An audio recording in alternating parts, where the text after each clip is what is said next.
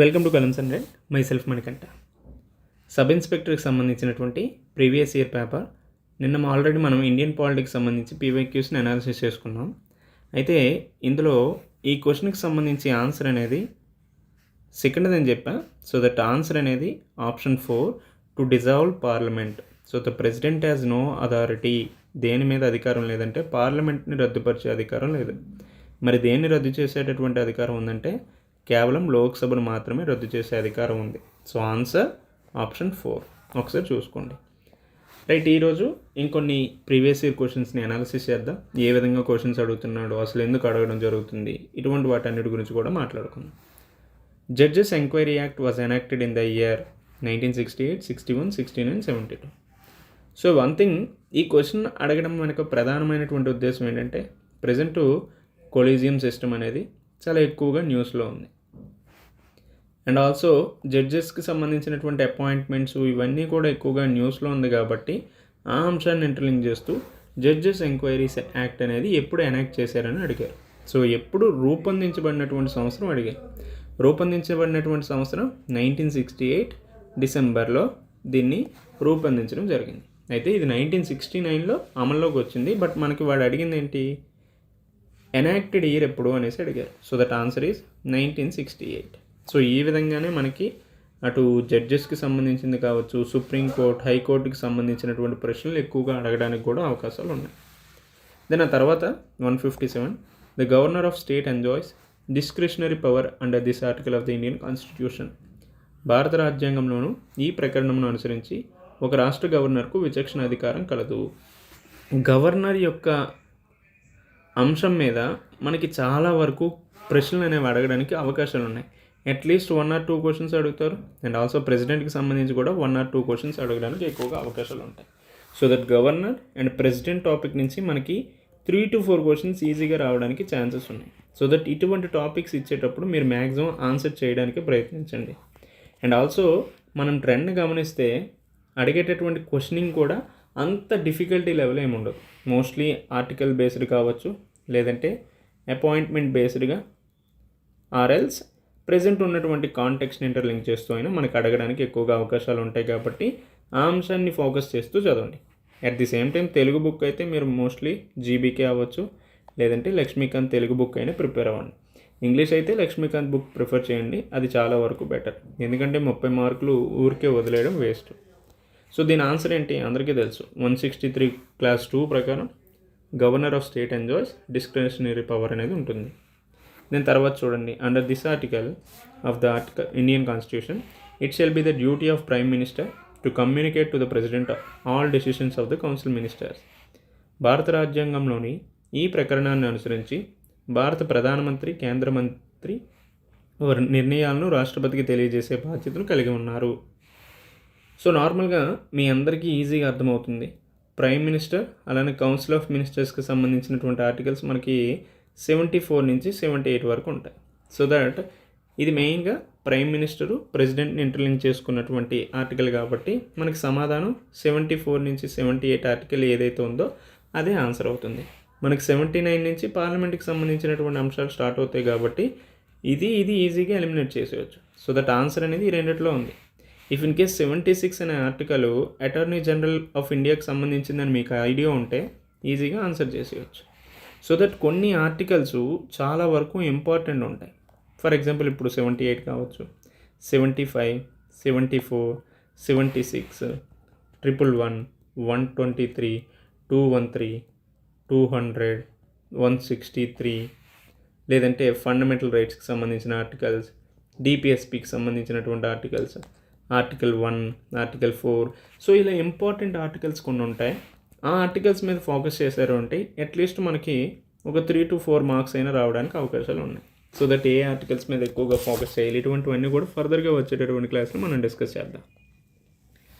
Next question, constitutional amendment act that restricted the size of council of minister including the chief minister to 15% of the total strength of the legislative assembly of the state is. ఒక రాష్ట్ర మంత్రి మండలి సంఖ్యను ముఖ్యమంత్రితో కలుపుకొని ఆ రాష్ట్ర విధానసభలో 15%కి మించరాదని నిర్దేశిస్తున్నటువంటి రాజ్యాంగ సవరణ చట్టం ఏది అంటే 91st కాన్స్టిట్యూషనల్ అమెండ్మెంట్ యాక్ట్ ఈ అంశాలు చెప్పాయి. మెయిన్గా ఈ క్వశ్చన్ అడగడం వెనుక ప్రధానమైనటువంటి ఉద్దేశం ఏంటంటే, ఇటీవల కాలంలో చూసుకుంటే ఫిరాయింపులు అనేవి చాలా ఎక్కువగా అవుతున్నాయి, పార్టీ ఫిరాయింపులు. దీన్ని నిరోధించాలనే ఉద్దేశంతో యాంటీ డిఫెక్షన్ లా అనే చట్టాన్ని తీసుకురావడం జరిగింది. సో దీనికోసం 52వ రాజ్యాంగ సవరణ చేశారు, అలానే 91st కాన్స్టిట్యూషన్ అమెండ్మెంట్ యాక్ట్ను కూడా చేశారు.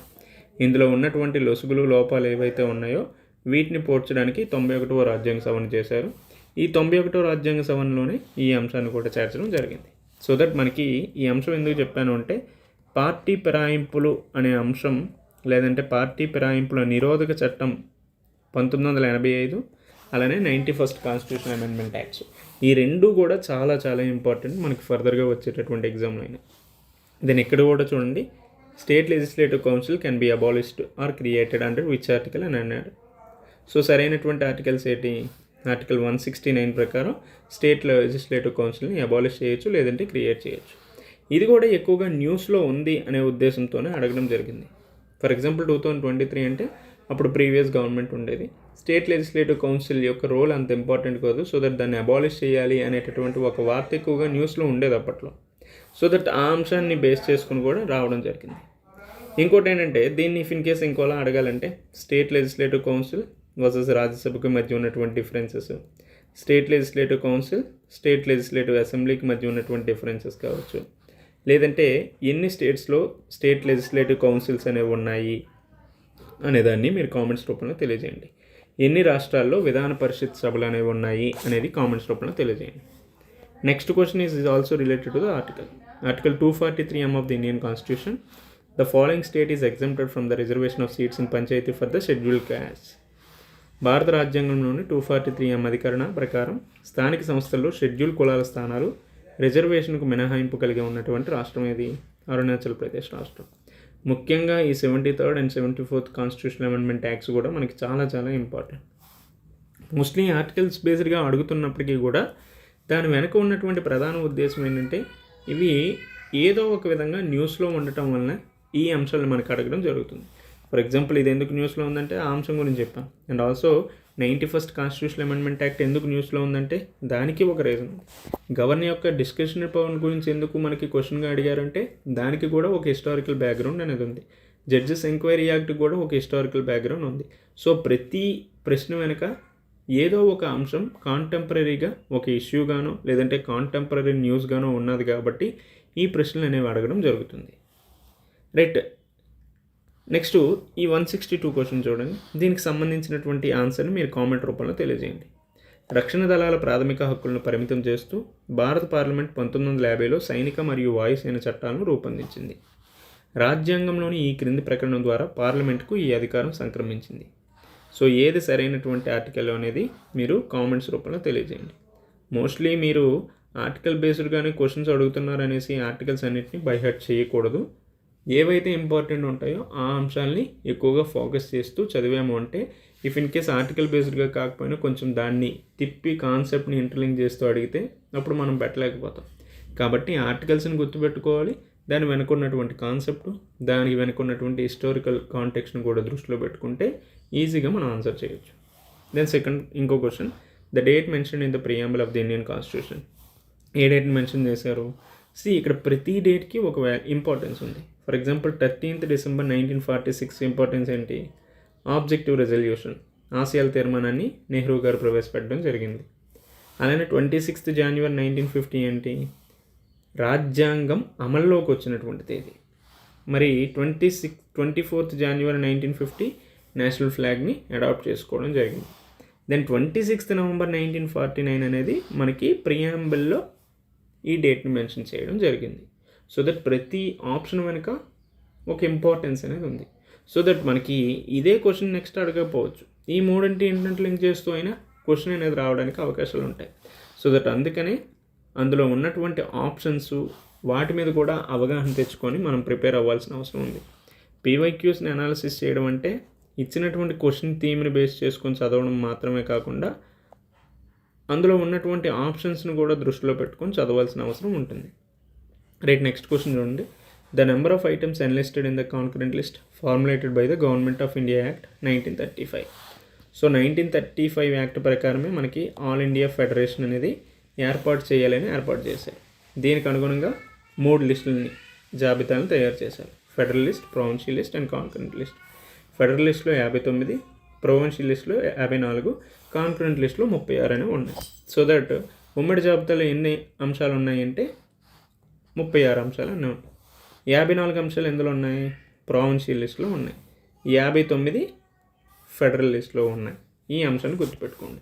ముఖ్యంగా గవర్నమెంట్ ఆఫ్ ఇండియా యాక్ట్ 1935కి సంబంధించినటువంటి అన్ని అంశాలు ఇంపార్టెంట్. దీంతోపాటు హిస్టారికల్ బ్యాక్గ్రౌండ్, చారిత్రక నేపథ్యానికి సంబంధించినటువంటి charter, regulating acts, government of India acts ఏవైతే ఉన్నాయో వాటన్నిటి మీద కూడా మనకు అవగాహన ఉండాలి. ఆ తర్వాత మళ్ళీ ఆర్టికల్ గురించి ఇచ్చాడు. Article 1 of the Indian constitution says. Article 1 Indian కాన్స్టిట్యూషన్లో మనకి ఏ అంశం గురించి చెప్పడం జరిగింది? సో ఇది easy question. If in case మీరు కాన్స్టిట్యూషన్ని ఓపెన్ చేసిన వెంటనే ఉంటుంది. సో సరైనటువంటి సమాధానం ఏంటనేది కామెంట్స్ రూపంలో తెలియజేయండి. ఫర్దర్గా వచ్చేటటువంటి వీడియోస్లో ఇంకొన్ని అంశాల గురించి మనం డిస్కస్ చేసుకుందాం. Until then stay tune, take care, bye.